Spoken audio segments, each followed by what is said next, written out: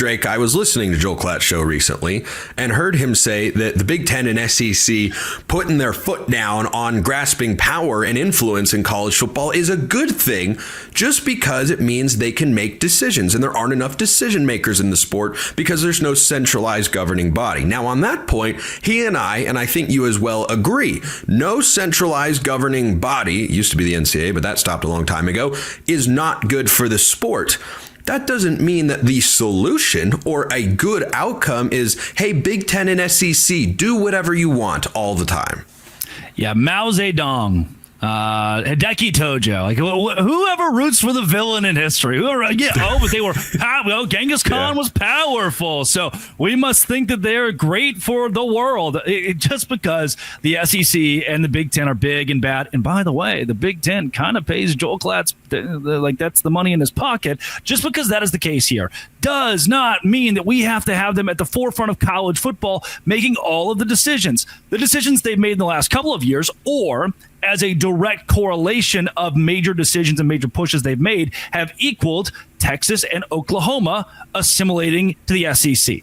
Oregon, Washington, USC, UCLA moving to the Big Ten. When we give them power, when we give them the ability to call schools and say, hey, want to come over? That is when we create the ultimate monopoly of college football, and we expedite the process of a super league. We hear it all the time, and I've become so numb to it and also accepting of, in 10 years, college football is going to look different because of expansion and realignment. Why would they stop now? And how will it look different? Those two conferences will make continual moves for money. For more money, to create a product that's similar to the NFL in that, hey, all the major brands are here. So any given Saturday, we have Oregon versus Michigan, which is much bigger than Michigan versus Purdue. That is the ultimate goal of the Big Ten and the SEC. And I get it, right? If you or I had put $1 million in stock for Home Depot, we want Home Depot to succeed. Greg Sankey's entire stock's in the SEC. He's going to do what he needs to do, not to keep college football alive, to keep the SEC profitable. So how, if you're Joel Klatt, can you sit in front of a microphone, who I like, by the way? This is like a Pate situation, right? Where you like the guy, you enjoy listening to him. Every now and then you hear something, you're like, don't think I agree with that. That's how I feel about this take from Joel Klatt, is that I enjoy your work. Why would you say something so stupid? And to say that it's good that this dictatorship over college football can continue to reign is to say that you want college football to, once again, expedite the process of eating itself alive and taking teams like Wake Forest, Cincinnati, out of the national conversation, out of the fold, and not giving them a fair shake moving forward. I do think that a super league has some upside to solve these problems, actually, if they were to create, as has been like kind of loosely reported or speculated, that they were to create some centralized governing structure that is independent of all the conferences that could just look out for the best interests of the sport. But right now, the conferences are all jockeying for power. And guess what? They're looking out for the best interests of one another. And I'm glad you brought up Home Depot because they build College Game Day. They're not a sponsor here at the network. I just love that particular partnership. Doers get things done. Yes, exactly. They get a lot of stuff done on College Game Day there. But while we're going with historical references here, I was thinking of that iconic line from Winston Churchill that democracy is the worst form of government, except for, of course, all the other ones. Mm-hmm. That's basically where we are left from a decision-making standpoint. You know, the worst thing you could do is have nobody making decisions or, trying to make the sport better. Okay, well, what's the other option? Well, the other option is the Big Ten or the SEC doing it. Okay, so we're just left with all of the other ones here because there is no other actual option. But I think the Big Ten and SEC are acting in their own best interests, of course, acting in their best financial interests. And I just struggle to see how that can manifest itself in being good for the entire sport. It's going to be great for those conferences. They've got those big games now.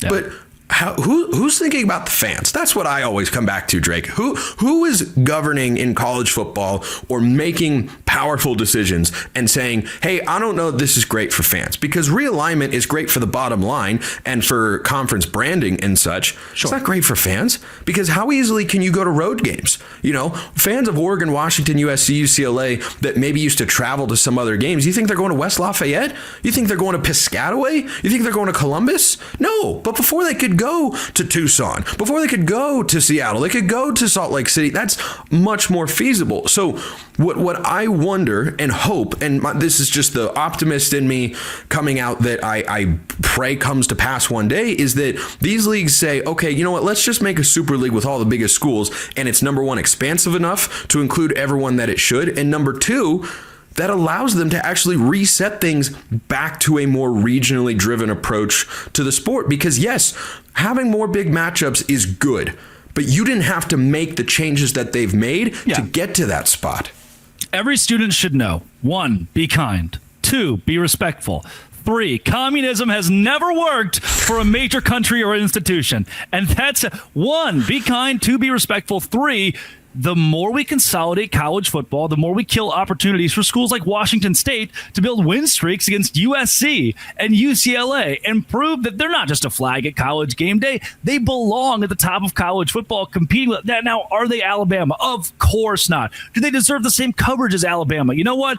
No, because that's life, and life's not fair. You're Washington State, not Ohio State, so take a back seat. But does that back seat include becoming irrelevant? That is the path that we're headed toward if you are, again, Wake Forest or Syracuse, Boston College, Cincinnati, Houston, schools that aren't making the big bucks. And Clatt's point here, what he's really getting at is, for himself as an analyst for these big TV networks, again, they want to build more matchups between Georgia and Ohio State than they do Washington State and UCLA. And so do I, but you just don't have to make all these sweeping changes to accomplish that. You need some centralized structure to set schedules for everybody the way the NFL does. And what to me we could get to an agreement on is, was shocking for us, is in order to do that, there needs to be an equal vote at the table. The Big 12 has to have the same voice the SEC does. And honestly, this is where it gets really controversial. Even the Mountain West, like, have the AAC at that table saying,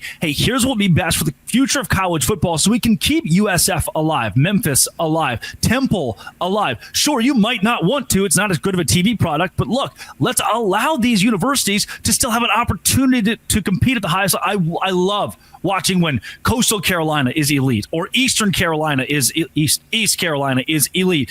And we are Joel Klatt. If we go with him and we let the SEC and the Big Ten make all these decisions because somebody's got to wear the pants here, that is going to kill the great Cinderella stories of college football, even the Boise States of college football, because in their mind, the SEC's mind, we don't want to see Boise State. We don't want to see Indiana. We want more SEC brands in the college football playoffs. So if you give everybody an equal vote, an equal say here, you got a lot better chance of having college football pan out for longevity for the fan, for the true fan of the sport. What Clatt is saying is not good for the true fan. The SEC and the Big Ten having total control of the playoff is not going to be good for the true fan. And I don't know if it's nostalgia speaking, but 10, 15, 20 years ago, college football with the little ESPNU thing would boop, boop, boop, jump on the screen and had the tusk. And it's awesome. That's an era of college football, the Graham Harrell, right? That feels like, hey. Graham Harrell, Texas Tech, please and thank you. College football's in a great spot here. And today, again, maybe that's just nostalgia speaking. Today, I think we've gotten so far away from it. Yeah, indeed we have.